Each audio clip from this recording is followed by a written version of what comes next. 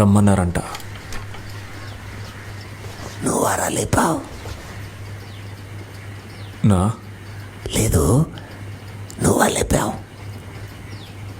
ఏమంటున్నారో అర్థం కావట్లేదన్నా. అవునవునవును, నీకు అర్థం కాదు. ఎలా వేసేసావురా? అన్నా నేనేమి రాయ్, దొరైని నువ్వేగా చంపావు?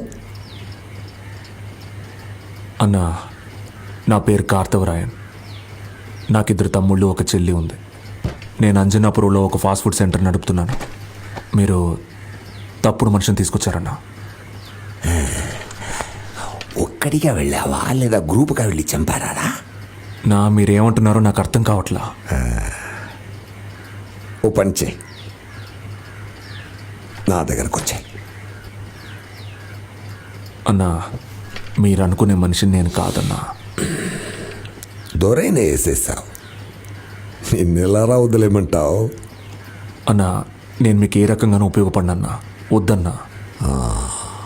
నేను నిన్ను పిలిపించా, నా ముందు కూర్చోబెట్టా, నా దగ్గర పని చేయమని అడిగినందువల్ల నేను బతిమాలినట్టు అర్థం కాదు.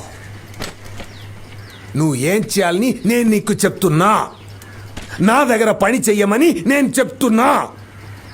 అర్థమైందా నీకు? అన్నా, దొరన్నను నేను చంపలేదు. అవునయ్యా, నీ చంపలేదు. ఒకవేళ దొరన్నను చంపింది నేనే అయితే ఆయన్ని చంపి నాకు మిమ్మల్ని చంపడానికి ఎంతసేపు అన్నా?